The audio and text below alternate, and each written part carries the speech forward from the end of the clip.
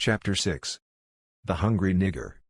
At the end of the 20th century, black gay men began to bravely articulate and embody a suppressed history and politics of the black, male orifice. For example, Essex Hemphill's brazen anal erotic manifesto, Loyalty, marked a historic moment in black sexual politics and cultural recovery. Tracking an epistemology of the anus rooted in black Christian ideologies and faith practices stemming back to slavery, Hemphill writes, "For my so-called sins against nature and the race, I gain the burdensome knowledge of carnal secrets. A knowledge disquieting and liberating inhabits my soul. It often comforts me, or at times is miserably intoxicating with requisite hangovers and regrets. At other moments it is sacred communion, causing me to moan and tremble and cuss as the Holy Ghost fucks me. It is a knowledge of fire and beauty that I will carry beyond the grave. When I sit in God's final judgment, I will wager this knowledge against my entrance into the Holy Kingdom." Hemphill writes against the normative logics of nature and race, founding his complaint within the taboo, interior regions of the male anus. The anus functions here as a vehicle of erotic coupling, as a site of knowledge apprehension, as a means of existential inquiry, and as a central ground of racial formation. Religiosity and saving, of oneself and community, figure centrally in black epistemology and experience. Through the sacred idea of and sacred relationship to his anus, Hemphill builds upon a legacy of black people using their bodies and body parts since slavery to reconfigure the precincts of the sacred and humane.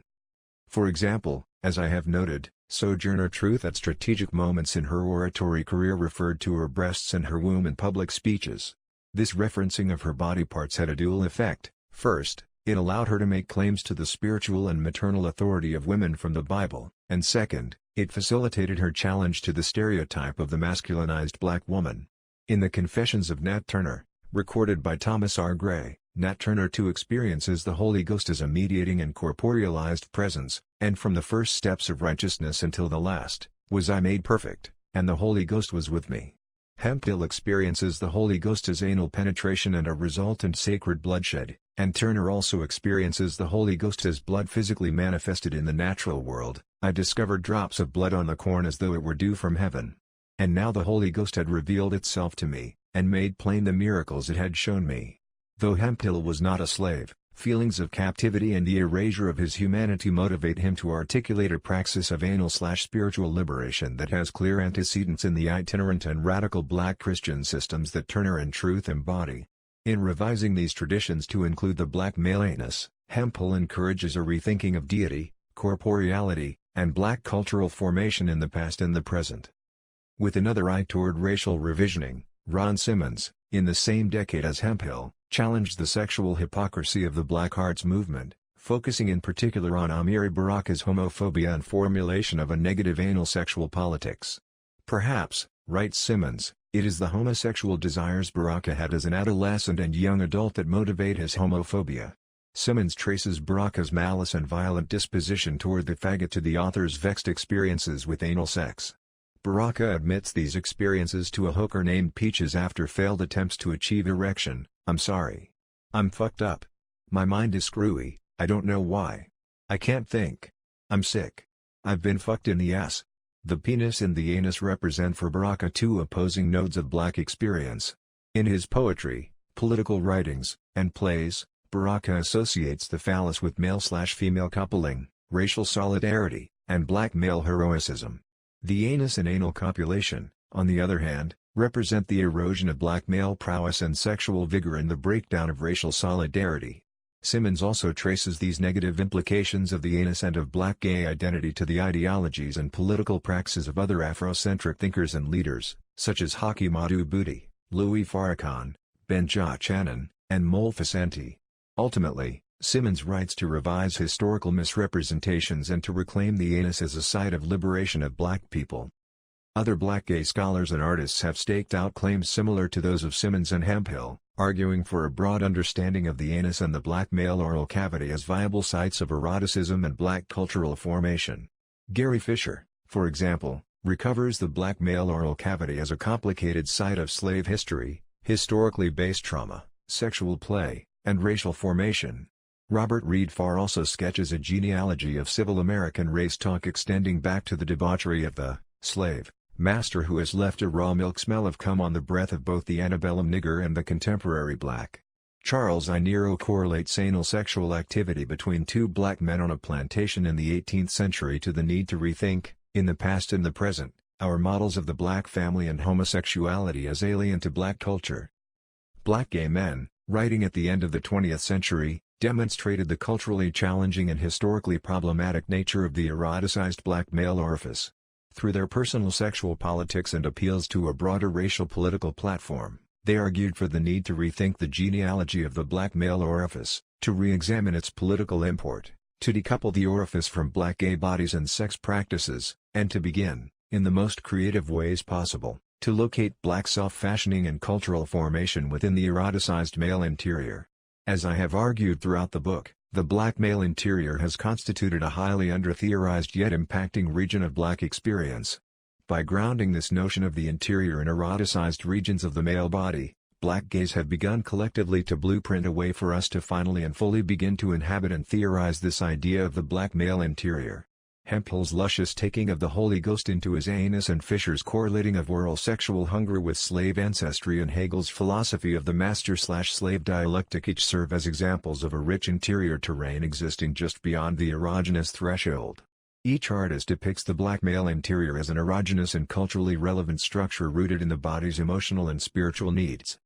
What I want to hone in on and make more explicit in this chapter is the historical tie between the black male orifice and a largely unspoken politics of interiority. The eroticized anal and oral orifices, in and of themselves, have not constituted a problem for black cultural formation. In fact, black people have, to use Flans, imagined these regions of the male body as surface structures, as demarcating and indecipherable zones of experience. This mode of imagining has facilitated, for example, black men and women of the 1960s equating same-sex practices with seeds of a racial death wish implanted during slavery. For example, W. E.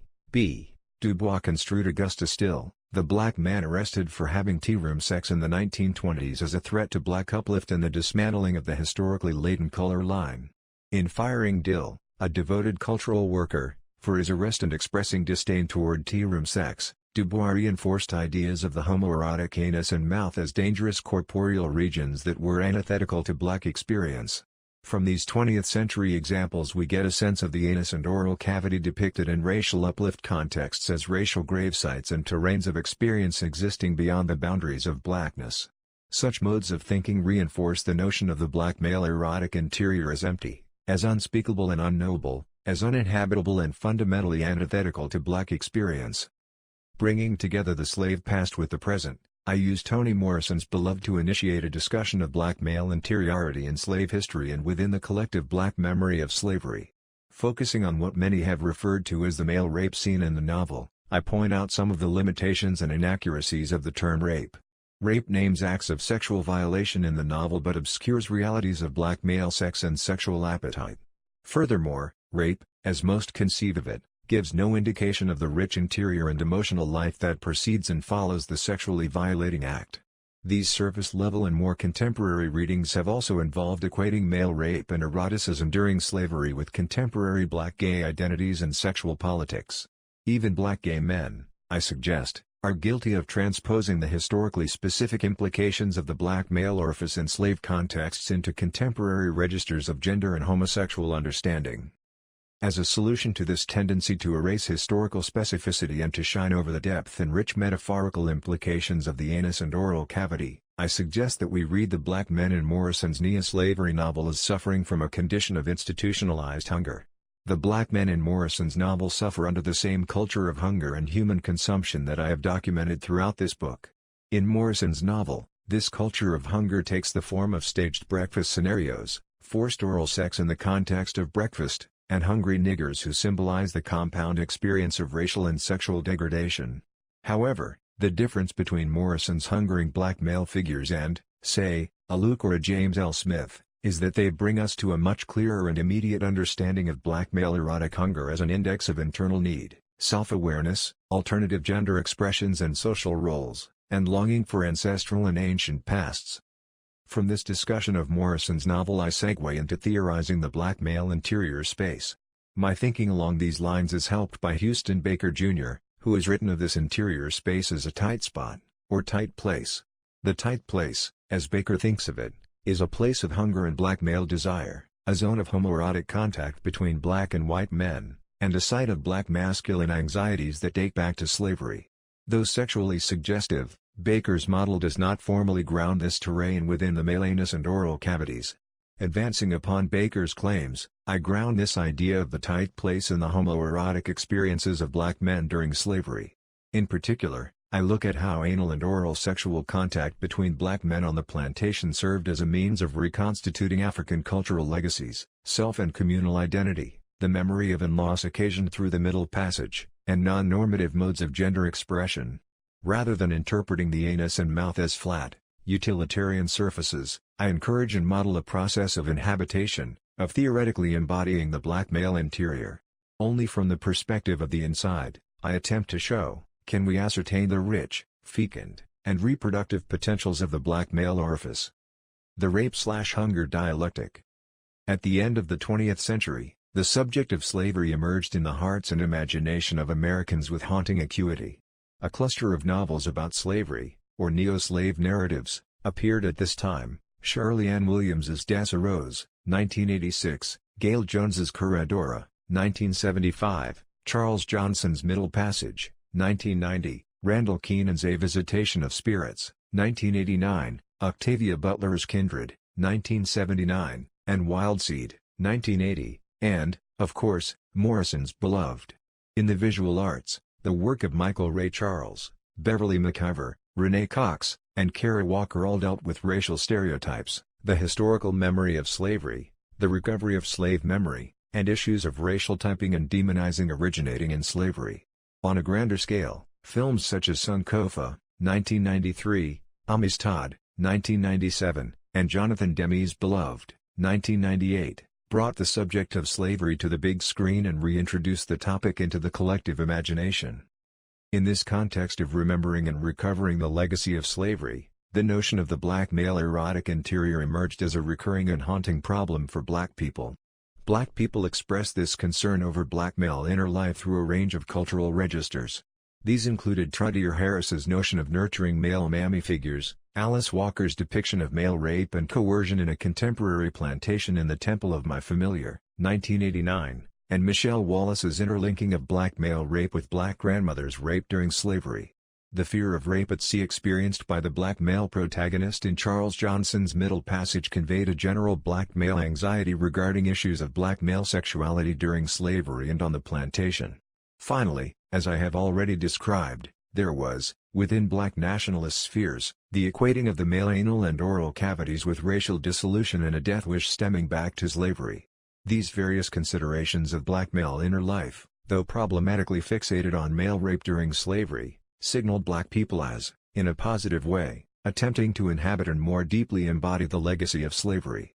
Morrison has suggested in an interview that the movement of black people away from the trauma of slavery has resulted in the abnegation of certain moral responsibilities. I think Afro-Americans, in rushing away from slavery, which was important to do, it meant rushing out of bondage into freedom, also rushed away from the slaves because it was painful to dwell there, and they may have abandoned some responsibilities in so doing. In other interviews and writings, Morrison has linked the legacy of slavery to contemporary U.S. fascism, the demonization of black single mothers, and the presence of black people as haunting specters in early American literature. Slave experience, she insists, cannot be forgotten because it continues to have a real, determining impact on the present. This legacy of memory is even more complicated and difficult to manage when it comes to the subject of black male sexuality, violation, and homoeroticism in the context of slavery. What we see, from one end of the 20th century to the other, is a pattern and geography of black migration that charts how black people have had to and have chosen to leave behind the issues of black male sex, sexual violation, and sexual ambiguity. Leaving behind, though, does not necessarily imply never returning to, especially when memory and trauma are experienced as cyclical. According to sociologist Ron Ehrman, the memory of slavery has always re-emerged in the collective black psyche in a cyclical manner. Since emancipation, the memory of slavery has served as a container of important historical and contemporary events for black people. He writes, without the means to influence public memory, blacks were left to form and maintain their own collective memory, with slavery as an ever-shifting, reconstructed reference point. Regarding the trans-historical significance of slavery for differing generations of black people, Ehrman clarifies, slavery has meant different things for different generations of black Americans, but it was always there as a referent. As I have pointed out, at the end of the 20th century, the meaning of the slave experience expanded to include homoeroticism and, more specifically, the topic of male sexual violation. I speak of rape and homoeroticism together, as a unit, because as Nero and others have pointed out, there has been, at least since the Reconstruction period, an unspoken correlation within the black imagination between all forms and expressions of homoeroticism during slavery and the subject of black male rape. Over time, and across cycles of memory, the pain, trauma, and terrifying consideration of black male rape has overshadowed the distinct and complex ways that homoeroticism impacted and shaped the lives of black men during slavery. I dealt extensively with the topic of male rape in earlier chapters, but I come back to this theme again in this chapter as a way of more directly naming and more fully exploring the haunting specter that the topic of male rape has become. At this point in the cycle of slave memory that Ehrman delineates, rape operates as a phenomenon that overshadows the historical reality of the past. In terms of the black male interior, rape, though a real and disturbing historical occurrence, functions as a screen that keeps us from accessing black male emotional and erotic life in a complex way. Morrison's depiction of black male rape and beloved is rare in the annals of slave history and neo-slave literature written about the slave's condition. Morrison's depiction of black men made to perform oral sex on white chain gang leaders contradicted these myths of black paternity and stimulated scholars at the end of the 20th century to reconsider the significance and meaning of black male rape under slavery. Before considering the import and various meanings these scholars have attributed to male rape, let me first describe and briefly analyze the rape scenario depicted in Beloved. The scene in question begins with black men awakened at dawn by the sound of buckshot and then, one by one, led out of their cages and made to kneel before the white chain gang leaders. When all 46 were standing in a line in the trench, another rifle shot signaled the climb out and up to the ground above, where 1,000 feet of the best hand-forged chain in Georgia stretched. Each man bent and waited. Kneeling in the mist they waited for the whim of a guard, or two, or three. Or maybe all of them wanted it. Wanted it from one prisoner in particular or none, or all. Breakfast? Want some breakfast, nigger? Yes, sir. Hungry, nigger? Yes, sir. Here you go. Occasionally a kneeling man chose gunshot in his head as the price, maybe, of taking a bit of foreskin with him to Jesus. This scene, unlike any other in the novel, has occasioned among scholars a crisis in definition and meaning. According to E. Francis White, the black men in the chain gang experience homosexual rape at the hands of white chain gang leaders. White conflates contemporary homosexual practices and identities with the sexual treatment of black men during slavery. Noting her own ambivalence toward the topic of homosexuality under slavery, White offers the following explanation of why the topic is so disturbing and best classified as a homosexual act. Homosexuality has already had such bad press, why add to that by pointing to instances in which it would be seen as sordid and despicable? Admittedly, the acknowledgement of heterosexual rape during slavery does not make most people think that the entire institution and various practices of heterosexuality need to be condemned.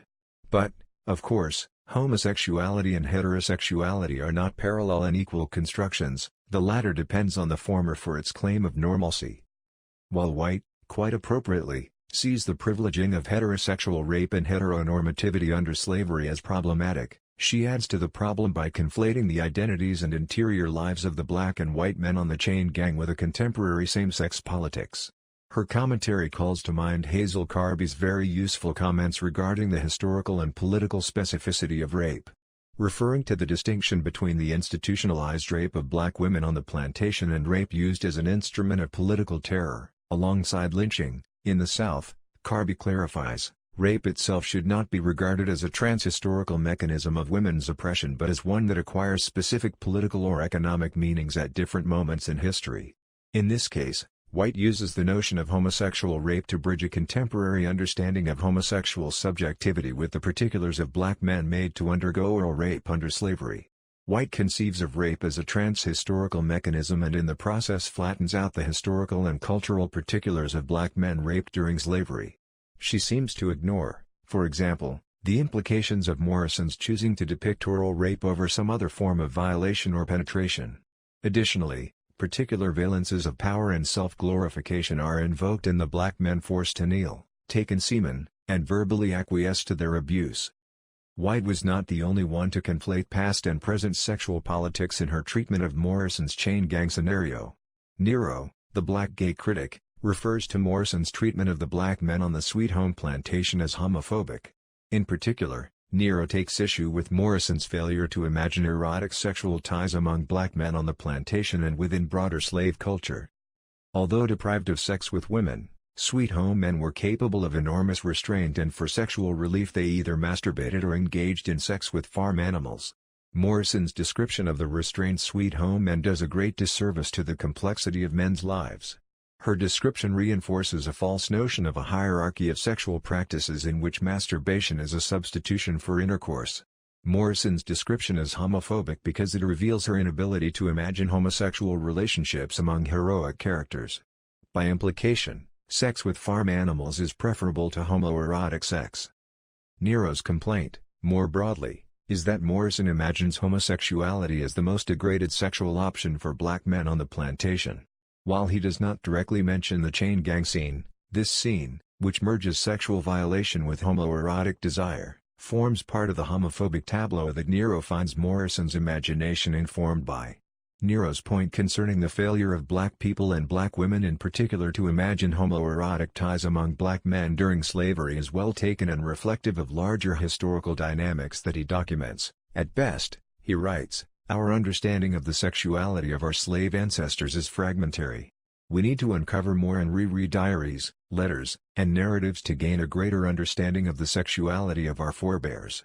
At the very least, we need to revise our models of the black family and of homosexuality as alien to black culture. I fully agree with Nero's historical analysis and call for historical revision, but want to challenge the casual manner in which he, like White, draws correlations between contemporary homosexual politics and the particular and local circumstances of same-sex behavior practiced by black men under slavery. The emphasis upon sex and sex practice obscures, among other things, the ways that gender-variant behavior, and social roles played by black men on the plantation might have shaped their erotic lives. To see Morrison simply as homophobic is to overlook these epistemological and material considerations. In addition, the designation of homophobia obscures the long-standing historical problem that the topic of black male rape has represented to black people. Morrison's imaginative failure is part of a much larger network of imagining and remembering slavery that dates back to slavery and the first slave narratives written by black women. From Harriet Jacobs to Pauline Hopkins to Alice Walker and Morrison, black women have throughout history maintained an imaginative fixation upon the specter of black male violation. This fixation, as Nero asserts, has worked to obscure the deeper emotional and erotic realities of black men under slavery. Still, I do not believe that the solution is to completely abandon the topic of male rape for a more pristine, freer dimension of black male experience on the plantation. If anything, the consistent historical preoccupation with black male rape indicates the importance of beginning, as Carby suggests, to unearth a deeper, more particularized understanding of black male sexualization, sexual violation, and interior response to sexual brutality. Derrick Scott's treatment of the chain gang scene in Morrison's novel comes closest to what I am suggesting in the way of unpacking and particularizing black male rape. After rehearsing the details of the scene, Scott moves to analyze the powerful reactions of African Americans to the scenario. What is at stake in the intense reactions to Beloved's chain gang episode? I think, reactions both convergent with and divergent from the homophobia and heterosexism of the dominant culture in the United States, is the very manliness of black men as a matter of fact and history. What is in jeopardy is African Americans' own investments in the truth of black manhood. Scott's observations call to mind Sojourner Truth's oft-repeated antebellum inquiry, "Ain't I a woman?"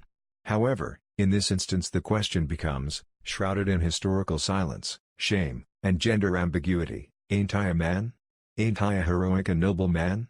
Thinking about this very personal statement in a broader, more historically sweeping context makes one wonder, at this late juncture of black arrival, if it is possible to recover any usable vestiges of manhood and honor from something as unspeakable and unpalatable as the breakfast. Scott refers to the oral ingestion of semen and the spectacle of black men made to watch, retch, and perform as the breakfast. We are prepared to encounter anything and everything else in a scenario of this nature, he notes. But the notion of taking breakfast, The image and idea are too incendiary. What I would like to suggest, though, is that when we think about the breakfast in the broader context of consumption and institutionalized hunger under slavery, we see that the idea of meal-taking represents only a small part of a much larger tableau of black male hunger and self-consumption. In the dialogue from the chain gang, the white man says, "Breakfast? Want some breakfast, nigger?" To which one of the black men responds, "Yes, sir." Again, the white man, "Hungry, nigger?" To which the black man again responds, "Yes, sir." Even more incendiary than the allusions to morning meal-taking and the staple nourishment that breakfast provides is the black man's admission to hunger, his being made to hunger. Confronting a long-held historical silence, Morrison gives us finally through the voice of a kneeling, helpless black man admission to the reality of black men made to undergo institutionalized hunger during slavery. Only in brief, oblique moments have black men, such as Frederick Douglass, admitted to the reality of slavery causing us to eat our own flesh, to slavery as annoying, systemic hunger. But what Morrison does, mainly through the public staging of black male hunger, is hint at the range of interpretive implications of black male hunger, with hunger serving as metonymy for needing, wanting, being made to taste, lack, and the taboo desire to be filled. Theorizing the black male orifice. We can better apprehend the erotic implications of black male hunger if we begin by considering some of the history and genealogy of the mouth in black experience. The mouth represents a sacrosanct structure of black cultural production that black people have, for the most part, conceived of as outside of the domain of sexual violation under slavery. For the black male spokesperson, orator, autobiographer, and speech giver in the late 19th and early 20th centuries, the mouth has symbolized, more than anything, the entrance and exit port of freedom and self-definition. Slave narratives, itinerant speeches, pamphlets, abolitionist treatises, letters, reportage, poetry, and historical fiction published in the 19th century all serve as examples of how the foundations of black antebellum experience were laid in speech and literacy. In light of this historical trend, it is understandable that a resistance to thinking about the black male's mouth as sexual receptacle would exist in scholarship on the black slave experience. In Turning South Again, Rethinking Modernism/Rereading Booker T. Houston A. Baker Jr. provides a useful model for beginning to think about black male orifices as emblems for and receptacles of black cultural production. Working through the metaphor of tight spots or tight places, Baker defines these as zones of black male experience that have both geographic and erogenous connotations. Jim Trueblood from Ralph Ellison's Invisible Man and Booker T. Washington serve as illustrative examples of these tight places, which are sexually/erotically charged spaces that antebellum and Reconstruction black men had to negotiate as they moved out of home communities and into the world. For Trueblood, the father of a sharecropping family in a southern town, the vagina of his daughter is the tight spot that he finds himself in one night as he lies beside her in bed. The tight spot represents a number of economic and historic factors that make life for Trueblood, a poor Southern man, difficult in the post-bellum era. Trueblood experiences himself as limited and tightly contained as a result of having to labor for a white landowner whose family once owned his ancestors as slaves. Also constraining are impossible seasonal crop deadlines, an inherited impoverished social status, and the fact that he has no capital and therefore limited social agency. All of these factors come into play on a night in which Trueblood accidentally rapes his daughter, whose vagina represents, in the context of his social constriction, the impossible task of having to move without moving.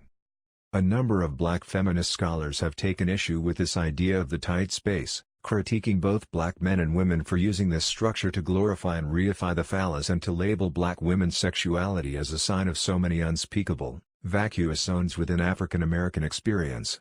Andrew Keela brings a helpful gendered interpretation to bear upon Ellison's Invisible Man and Baker's glorification of the black male phallus in the novel. Speaking in terms of male and female texts, masculinist and feminist readings, Keela offers, it may be that at the heart of this controversy lie not only different notions of truth, art, and history, but very different readings of the phallus and the penis. Counterbalancing Baker's reading of the tight place with depictions of father/daughter sex in Morrison's The Bluest Eye, Keela continues. What for Baker is an aristocratic procreativity turned inward is in Morrison's novel a bolt of desire, that, ran down, Charlie Breedlove's, genitals, giving it length. What Baker calls outgoing phallic energy, Morrison names inbreeding lust, a lust bordered by politeness that makes a father want to fuck his daughter, tenderly. Duquila's analysis exposes the phallus as the natural corollary to the female tight place. The phallus and the vacuous vagina are the symbolic representations of a long-standing history of black male and female sexual violence. Both Ellison and Morrison rework an antebellum and reconstruction dynamic of the castrated black man and the raped black woman. Baker adorns and dresses up this history by imbuing the phallus with cosmic potency and positing the phallus as the organizing, ruling principle of the entire clan or tribe of Afro-America.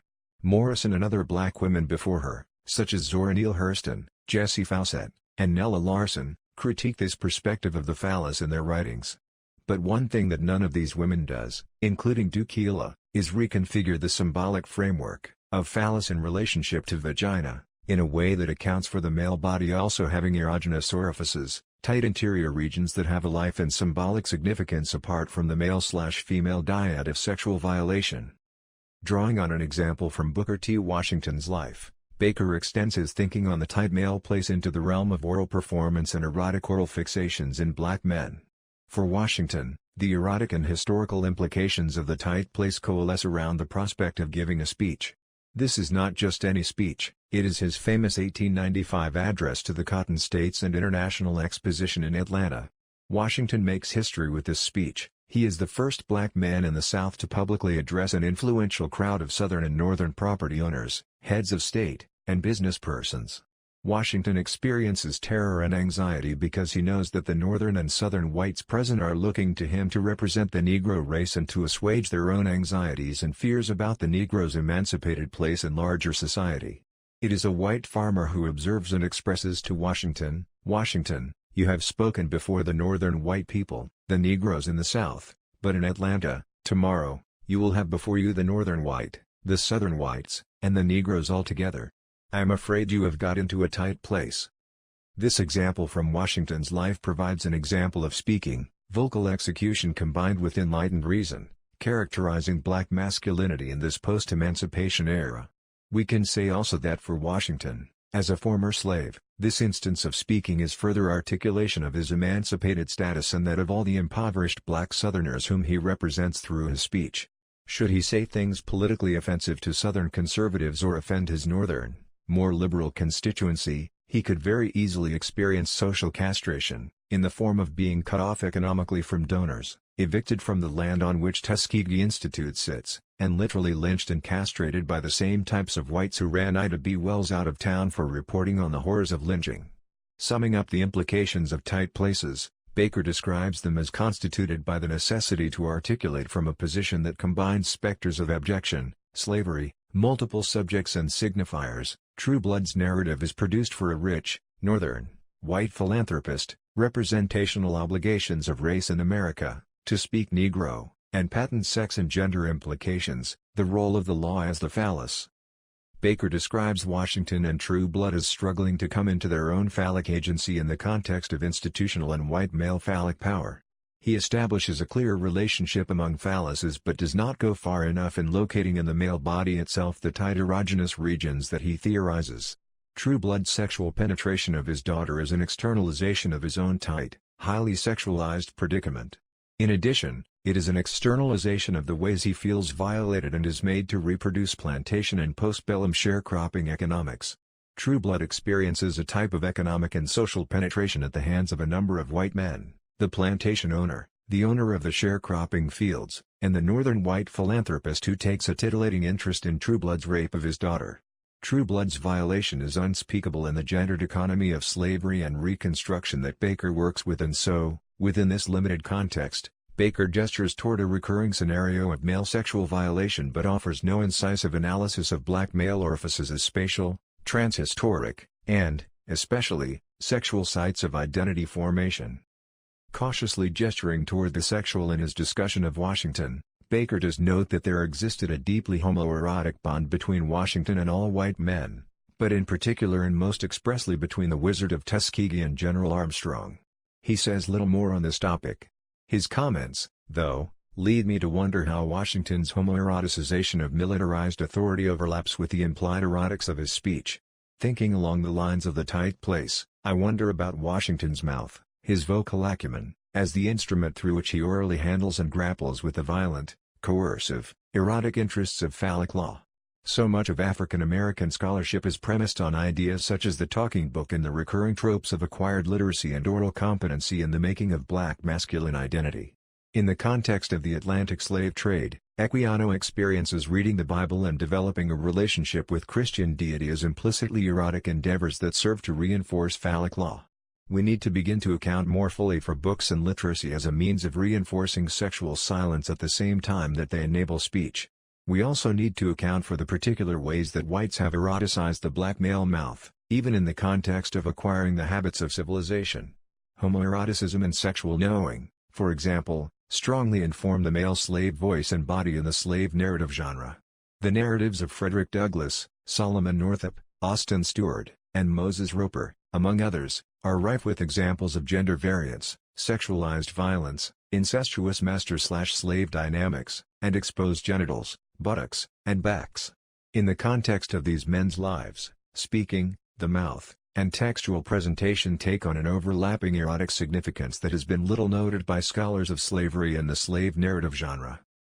Baker's idea of the tight place is important and potentially very useful, as it names a concept and mode of thinking about black male sex that black men and women have employed for the past 150 years.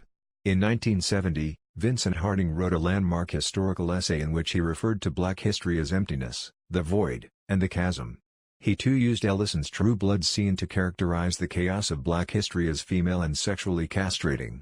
In other writings, though, Harding makes clear that projections onto black female anatomy and sex disguise a deeper, more problematic figure, and that is the black man who hungers, who has the capacity to ingest and interiorize. Harding alludes to himself and to blacks more broadly, fearing that they will be devoured by inverted sexuality. Harding's expressed fears illuminate the importance of theorizing and positively embodying notions of black male hunger and erotic appetite. Already we have developed a corpus of beliefs, cosmology, spatial mapping, and racial self-fashioning based in the intangible yet active presence of the hungering black male.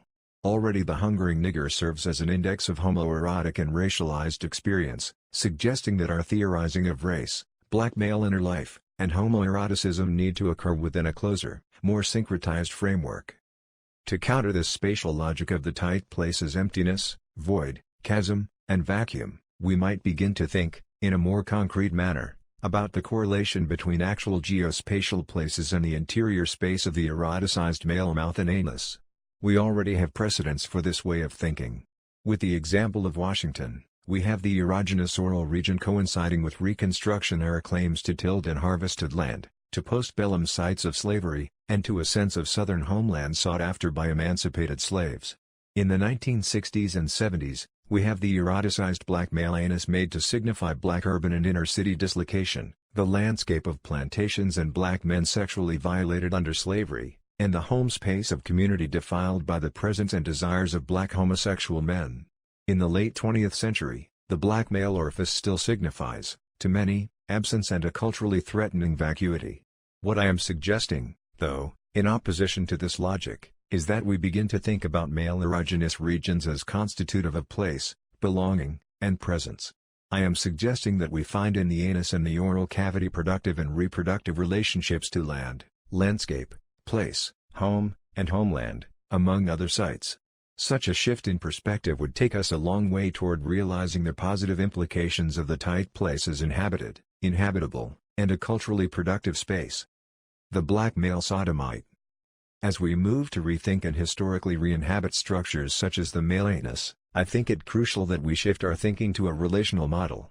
Rather than thinking about the anus of a particular black man, I think it much more helpful to think about anal copulation between two black men, to think about the anus as a relational structure. Within this relational dynamic, we can better conceive of the anus and anal copulation as an index of gender identity and social role, as a site of black male erotic and emotional hungers, as a regenerative space of black cultural formation. Importantly, this relational model that I describe can help us reclaim from colonial American history those black men who were demonized and misrecognized as a result of their committing punishable acts of sodomy. Such reclamation is a crucial first step in constructing a new genealogy of the black male orifice, one rooted in slave history and African cultural legacies largely obscured through European empire building. Manuel Congo and Jan Creoli, whom we have already discussed, were convicted sodomites. They were also important markers of 17th and 18th century debates concerning the meaning of anal copulation between black men. The public record evinces very few documented cases of sodomy among black men. The 1646 case of Jan Creole Manuel Congo is one of the first of its type to be recovered by Jonathan Ned Katz in the Gay/Lesbian Almanac, a new documentary. Court officials logged the Creole Congo case following proceedings in 1646 on Manhattan Island, New Netherland colony. According to the record, this was Creole's second sodomy offense. The court had found him guilty of sodomizing a 10-year-old by the name of Manuel Congo. For reasons that are unclear, Congo was also punished and executed along with Creole. Manuel Congo, a lad 10 years old, on whom the above abominable crime was committed, to be carried to the place where Creole is to be executed, tied to a stake, and faggots piled around him, for justice' sake, and to be flogged, sentence executed. It might have been the case that Creole and Congo were close in age, causing the white colonialists to perceive Congo as somehow instigative of the Sodomy Act. The punishment of both Creole and Congo suggests a correlation, to the white way of thinking, between black bodies and an innate sense of sexual taint. The sentencing of Congo and Creole occurred approximately 50 years before the Black Sodomy Act of the Quakers was passed. That Quakers felt the need to craft separate sodomy laws for blacks says that there were probably occurrences of sodomy among blacks prior to 1706. Webster's Encyclopedic Unabridged Dictionary defines a sodomite as 1. An inhabitant of Sodom. 2. One who practices sodomy. Sodomy is defined as 1. Unnatural, especially anal copulation with a human or an animal. And 2. As, copulation of a human with an animal, bestiality. This broad definition of sodomy was commonly accepted in the 17th century. When Reverend John Cotton was asked to draw up a group of sodomy laws for the Massachusetts colony, he defined sodomy as an unnatural filthiness, to be punished with death, whether sodomy, which is carnal fellowship of man with man, or woman with woman, or buggery, which is carnal fellowship of man or woman with beasts or floles. Both Cotton's and the dictionary definition of sodomy are rife with historical and cultural presumptions. There is the obvious reference to the biblical cities of Sodom and Gomorrah. There is an embedded hierarchy of species, wherein humans predominate over animals. There are also, in these definitions, embedded assumptions about natural biological functions. Anything connected to excrement is filthy and the anus is understood as always and only an eliminative organ. Whether or not Creole and Congo came directly from Africa, an issue that I will shortly take up, their case marks a moment when whites, among themselves, contested the meaning of the African body, some interpolating it into Puritan Christian reality and legal and theological discourses. Blacks were denied humanity, but in the context of sodomy laws and persecutions, were clearly held to a marginal, peripheral status of humanity and sexual identity. Importantly, the white American interpretation of the black sodomite served a political end that involved furthering the goals of empire building and chaining the African body to a framework of spiritual and corporeal taint. In spite of the power and life-shaping influence of the state, we should not forget, though, that there were other meanings and implications of anal copulation, meanings that stemmed back to African homosexual practices and plantation culture and the politics of resistance. Reinserting the black sodomite into the narrative of black cultural formation challenges the antebellum and 19th-century myths, ideologies, values and social practices generated by black people. Also, the black sodomite helps us to get at and unpack the implications of blackness, of Anglo-Africanness and Negroness, that functioned as a homoerotic sexual category long before 20th-century sexual politics or the labor of 19th-century black persons to cast the race in the mold of the virile black male and the fecund maternal black female. There is also a race, womb, and myth of cultural origins embedded in Congo's anus and Creole's penis, or Creole's penis in Congo's anus. The broader implications of Congo's and Creole's sex act span the Atlantic and had roots in indigenous African patterns of homosexuality and gender fluidity. Through Manuel Congo's name, we can ascertain something of his roots, his African cultural lineage. Congo's surname is a reminder of the lush, humid Bay-Congo region of Central Africa. Even today, Central Africa has the continent's densest forests and a climate of high temperatures and heavy rainfall. Africans brought to the Americas often retained, in name, some hint of their geographic origins. A slave often retained a first name or surname, such as Congo, Kwe, Sisa, or Sambo, to signify their literal or ancestral connections to a specific part of Africa. Either the slave himself or, In many cases, the master chose to keep this name of identification. Most likely, Manuel Congo or an ancestor of his came from the Congo, the Bay-Congo region of Central Africa. The Bantu Bay-Congo people of this region maintained complex patterns of gender variance and homosexuality that influenced patterns of religious worship, social roles, kinship ties, and a range of other relational patterns. For example, the Bantu who lived along the Congo River in the early 18th century maintained flexible gender frameworks. According to the French Jesuit Jean-Baptiste Labat, who served among the Bantu, certain males wore female clothing and were referred to as grandmother in certain sacred and ceremonial contexts. Labat, true to his Christian training, describes a man who lives as a Ganga ya Chibanda as an infernal servant of licentiousness and an expert in demonology. A shameless, impudent, lewd man. He dresses ordinarily as a woman and makes an honor of being called the grandmother. Whatever bad action that he might commit, there is no point of law that might condemn him to death. Also, he is one of the very loyal ministers of the demon of impurity. The privileges of his character go so far, that one is not able to say the outrages that he does to married persons, maybe with their women, maybe with their concubines. The Ganga ya Chibanda, according to the missionary, copulates with married men, their wives, and their concubines. His/her sexual appetites know no bounds. From the missionary's stereotypic demonizing and sexualizing of the Ganga ya Chibanda, we get the sense that this figure had a dual gender role and social function. It is hard to surmise from this account whether this person was possessed by a female spirit or inherited his or her responsibilities through the female bloodline, but clearly a person enacting this social function reflected spiritual/ancestral affiliations. In many Western and Central African cultures, the grandmother, as the embodiment of the institution of motherhood, was a respected and feared person. This woman could elevate or erode the moral and material foundations of a community. The grandmother, at the level of womb and social regeneration, mediated between the human community and the ancestral maternal legacies of the clan or group. The Jesuit priest translates gender variance into a sexually licentious act. The priest links the Ganga ya Chibanda's role of keeping the ancestral shrines and presiding over ancestral practices with demon servitude, impurity, and, by extension, the impurity of same-sexual and heterosexual acts. The Jesuit priest's sexualization of the Ganga ya Chibanda coincided with French interests in land, minerals, and slaves during this time period. His comments exemplify how a colonial discourse of black homosexuality existed long before Africans arrived in the Americas. This discourse did not use the language of sex and sexual practice. Rather, it embedded homosexual deviance within a larger conceptualization of the deviant nature of Africans. Other priests and missionaries made more overt connections among homosexuality, gender variance, and the transgression of Christian tenets and values. Jesuit priest João dos Santos, who was in the Congo region in the 17th century, observed a type of man referred to as Chibadi. He writes, "Certain Chibadi, which are mentored like women, and behave themselves womanly, ashamed to be called men, are also married to men, and esteem that unnatural damnation and honor." The priests Gasparas Everardo and Antonius Sequirius during the same time period also encountered Chibados who dressed, sat, and spoke like women, and who married men to unite in wrongful male lust with them. In Western and Eastern Africa, other groups, such as the Bay-Congo, linked homosexuality with social function. In Kenya, the Meru people have maintained the role of the Mugawe for centuries, if not millennia. The Mugawe is a powerful religious leader who is considered a complement to male political leaders. The Mugawe wears women's clothing and women's hairstyles. In another example, the Kwanyame people of southern Angola acknowledge the Kimbanda as an important gender-variant person.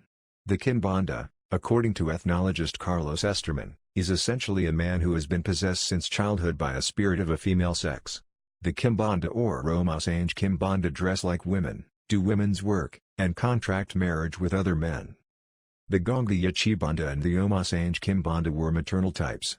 Their respective societies acknowledged their maternal capacity by having them dress in the clothing of the female sex. With each of these figures, clothing functioned as a powerful indicator of social class, gender role, and even spiritual orientation. Even more revealing is how social institutions, religion, cosmology, and gender norms acknowledged the maternal impulse in the male. These individuals, and their creative dual-gendered capacities, did not exist in isolation. Rather, they existed in social contexts in which sexual orientation and gender configuration were thought to originate in spirit, in the pre-material, The Gongya Banda had obvious connections to the dead and perhaps also to a maternal bloodline or a maternal ancestor, hence the designation of the grandmother. These Central and Eastern African linkings of maternity and homoeroticism provide one means of interpreting the absence of information on homoeroticism in colonial America. This issue of information reflects not only the status of the historical archive but also our theoretical and social frameworks that make sense and meaning of homoerotic behaviors that occurred among black persons in colonial America. With Creole and Congo, the black men that originated this discussion, we see how Western systems of law and Christian fundamentalism dictate the meaning of the homosexual act and disconnect Creole and Congo's bodies and desires from a larger diasporic interpretive framework. It is of vital importance to know if either Congo or Creole understood themselves as fulfilling a female or maternal role and if that role took meaning from African cultural forms.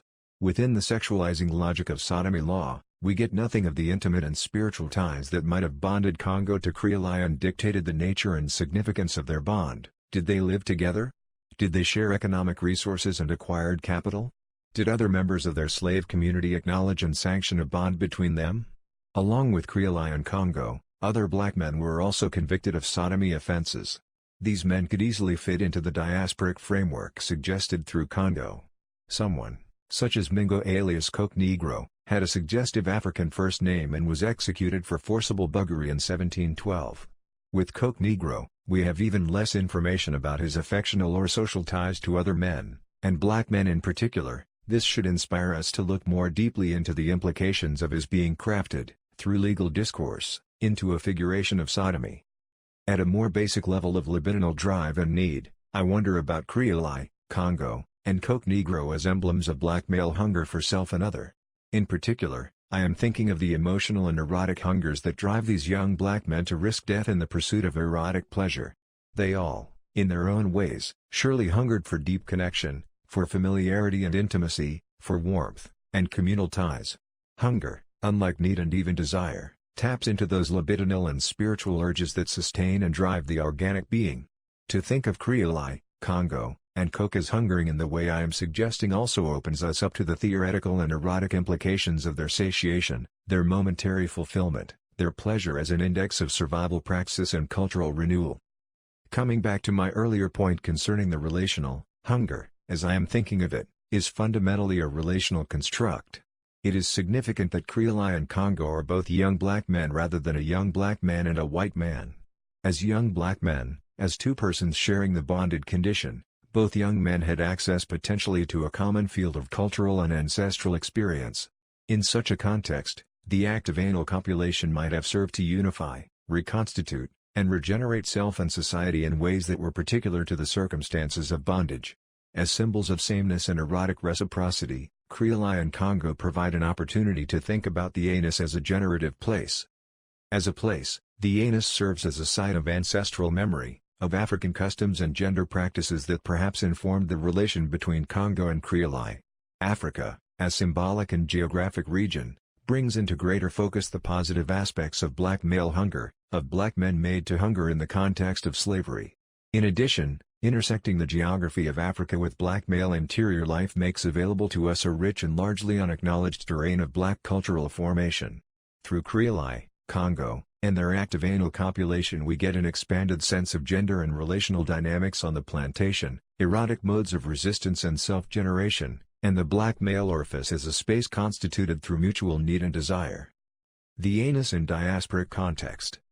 Through the tight and seemingly confining space of the anus, we find ourselves navigating the Atlantic and quite seamlessly engaging with issues of cultural origins and racial meaning at the heart of black experience. This journeying, through the anal cavity, conveys the inherent potential of the black male orifice to complicate and advance our inquiries into the Black Atlantic itself and black diasporic experience. Black Atlantic or black diasporic studies have greatly furthered our understandings of the ways African cultural practices have remained viable in the context of the new African world. In the Black Atlantic, Modernity and Double Consciousness, Paul Gilroy uses the emblem of the ship to symbolize migrational shifting, the moving between two great cultural assemblages that marks the nature of Black Atlantic culture. He focuses mainly on routes of cultural sharing and transmission that move along the ancient arc of the slave triangle. Throughout the slave trade, but especially during the first two-thirds, slavery commerce was a Black Atlantic phenomenon. A cultural sharing. Slaves would come from Africa to the Caribbean. Slave traders would then transfer them to ports in Georgia, the Carolinas, and Louisiana, among other places. Sometimes whites would take slaves from American ports to trade in the Caribbean or off the coast of South America. African-based same-sex practices also migrated within this framework. Gilroy uses the ship, the commodity ship, the coastal ship, and the slave schooner to symbolize the legacy of the Black Atlantic. The image of two black men in an intimate embrace, an anal embrace, calls our attention to those first bodies held together in the ship. There is perhaps no more intimate and formative moment for black people than that moment, women chained to women and men chained to men. If the ship captures a legacy of movement, of in-between consciousness, then joined black male bodies, either through chains, terror, mutual dislocation, or anal intercourse, registers the effects of this movement on the body, the emotions, the psyche, and desire. In the 17th and 18th centuries, the black homoerotic body was a symbol of permanent rupture, a rupture in the very meaning and ontological foundations of the African body. For no longer did variance and fluidity lend this body multiple roles, sexual preferences, and social significances.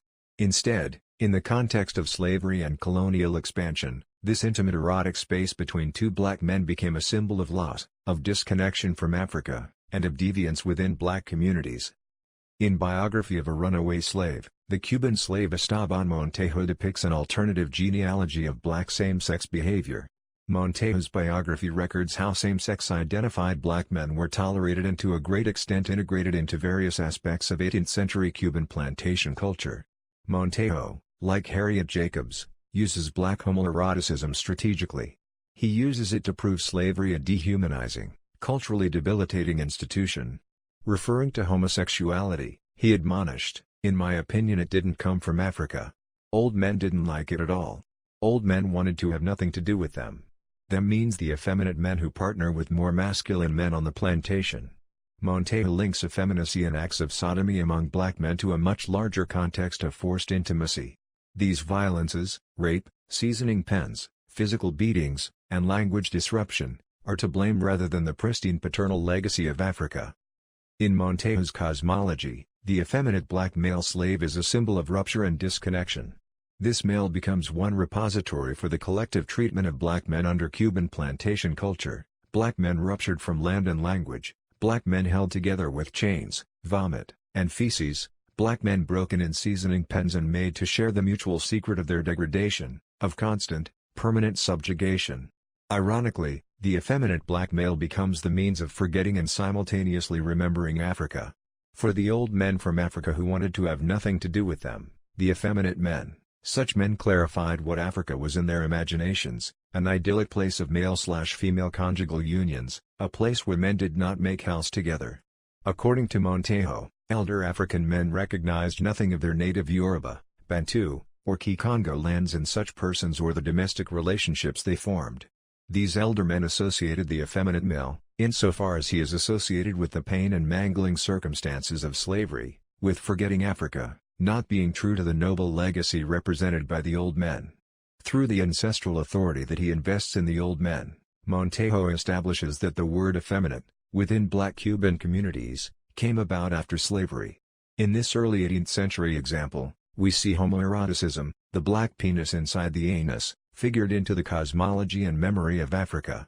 Making black men have unwilling and willing sex with white men did not encourage such thinking. Such acts were usually blamed upon plantation culture and the malformed appetites of white slavers. However, African men making love to and being loving with one another brought African legacy into view more centrally. What Montejo thinks of as a culturally dead space, the anal, emotional, erotic tie between two black men, I would like to, for a moment, think about as a reproductive space. In particular, I would like to think about the effeminate men that Montejo describes as possessing symbolic wombs, regenerative spaces of their hearts, bodies, and minds.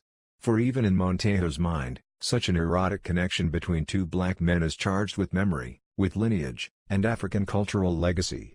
As with the Ganga Yachibanda and Omasange Kimbanda figures, the effeminate man plays a womanly and even maternal domestic role, tending and perpetuating the psychic and economic well-being of the domestic space.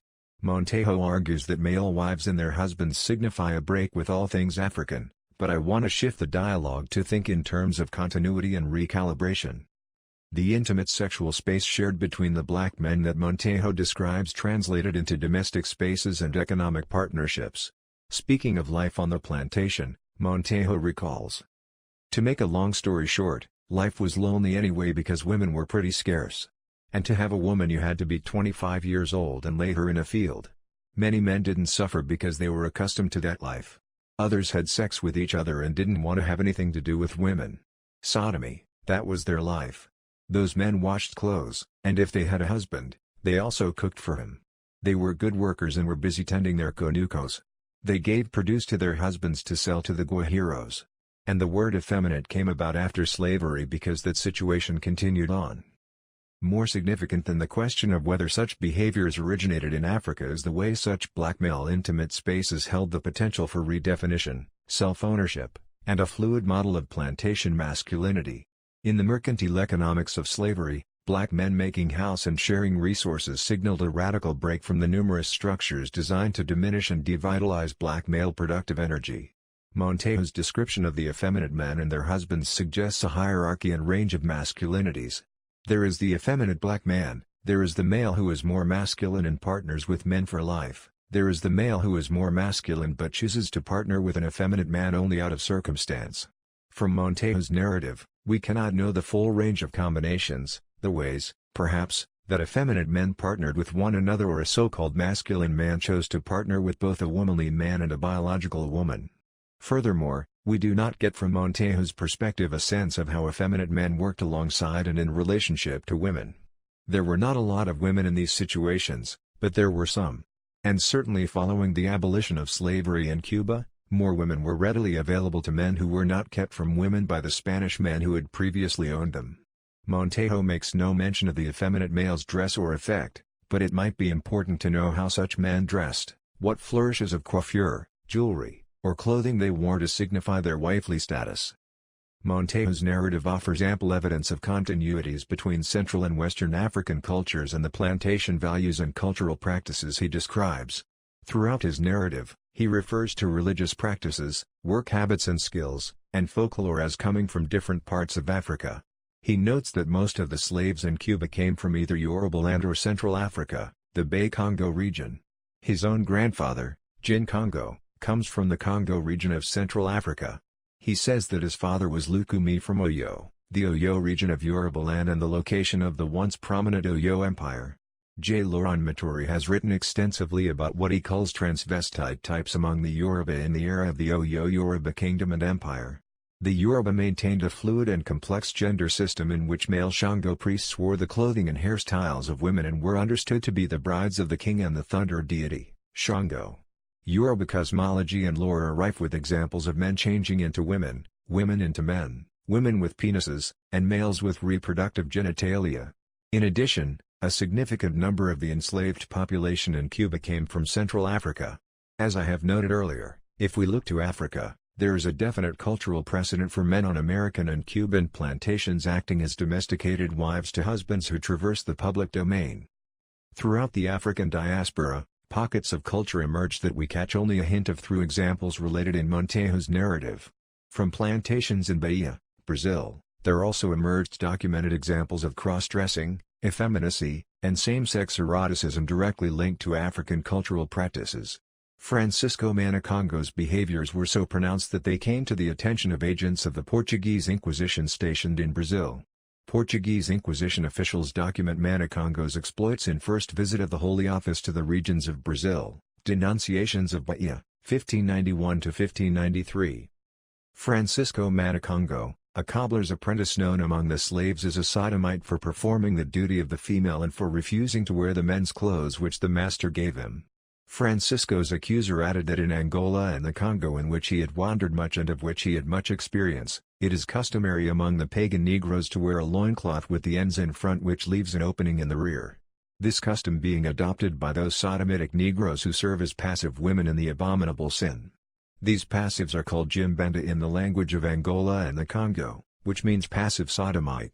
The accuser claimed to have seen Francisco Manacongo wearing a loincloth such as passive sodomites wear in his land of the Congo and immediately rebuked him. Along with familiar practices of demonization, we have in Manicongo another example of a gender and sexually deviant black man interpolated into a European framework of sexual deviance. Manicongo's treatment in the context of the Portuguese Inquisition parallels that of Manuel Congo and Jan Creoli a century later in colonial America.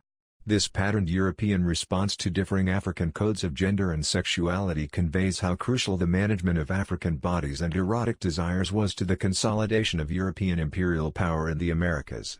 More to the point, we see that Europeans developed implicit strategies aimed at containing the erotic significance of the male anus and the socially transgressive implications of anal sex. In Manicongo, anal copulation coincides with his gender-variant dress, his choosing to do the labor of the female sex, and his maintaining cultural practices that originate, in part, from Central Africa. Throughout this chapter, I foreground the gender-variant or passive figure only because this person has received so little attention in our scholarship on slavery in the Americas and other parts of the African diaspora. However, despite my focus on this type of black man, I do not wish to preclude broader considerations of black masculinity and of black men performing a range of interlocking roles and erotic functions in the context of plantation life. Montejo, a military man and soldier in the Cuban War of Independence, would have had his views of masculinity shaped by notions of valor, images of soldiers as saving women and children and ultimately returning home to propagate and rebuild the nation. As for black men who fought in the U.S. Civil War, participation in the Cuban War of Independence promised greater social belonging and civil acknowledgement. Nevertheless, Montejo's notions of nation, family, and paternity strongly mimic those of the Spanish imperialists who were overthrown in the Cuban War and, for that matter, those of the English, French, and Portuguese. Because of his prejudices we cannot know how effeminate men contributed to child-rearing or how they perhaps enabled physical and cultural resistance. From Montejo's recollection, we can safely deduce that multiple models of the domestic sphere existed. Family was a creative entity that was defined in a number of different ways. Gender was flexible and homosexuality was complex, breaking down into effeminate and masculine men, into men who chose to partner with female men, biological women, or, in some cases, both. Montejo speaks from a male identity that arises from the colonial paradigm, so that while he has helped create a social reality that survives and thrives beyond Spanish occupation, he still occupies and employs the gender and mythic reality of the Spanish colonizer. His mythology of masculinity is one whose creativity and reproductive potential stems from the phallus and the phallic-based institutions of the military and the church, among others. Yet gender-variant figures, such as the male wives depicted in Montejo's narrative, suggest that the phallus and phallic ideology were not the only nodes around which culture and resistance cohered. The dimorphic worldview Montejo occupied existed alongside the more flexible reality of the male-female man, this man who could substitute for a biological woman and existed somewhere between or beyond the idea of two biological sexes. In a number of the plantation contexts I describe, the anus and anal copulation symbolize cultural continuity, alternative and creative relational bonds, and sites of resistance to the dehumanizing and emotionally numbing circumstances of slavery. Beginning from the assumptive framework that the eroticized anus and oral orifice are sites of agency and black cultural formation requires us to rethink so much of what we have accepted as norms of desire, biology, race continuity, and cultural origins. Even with the expanding and prolific body of work on black slave experience, we should still know that we have only just begun to fully delve into the more complex and difficult to articulate regions of black experience under slavery. The same groups that went to Cuba and Brazil from the Bay Congo region, Yorubaland, Sierra Leone, and the Gambia also came to the United States. And so we should think about Manicongo and the effeminate men that Montejo describes as related to the diasporic genealogies and cultural significances embodied in men such as Congo and Creoli. What I have tried to show by placing U.S. figures such as Congo, Creoli, and Coke Negro in a transatlantic context is that we can and should think about the black male erogenous zone during slavery as a diasporic site, a site of cultural formation informed by the geography of the slave triangle, Africa, the Caribbean, and the United States. In fact, in the antebellum period in the United States, blacks maintained a diasporic politics that involved traveling to and connecting culturally with places such as Cuba, Haiti, Jamaica, and Brazil. Frederick Douglass served as U.S. ambassador to Haiti. In Blake, or, The Huts of America, 1861–1862, Martin R. Delaney wrote of the political ties between U.S. blacks and the people of Cuba. Enslaved persons in the United States frequently escape to Mexico.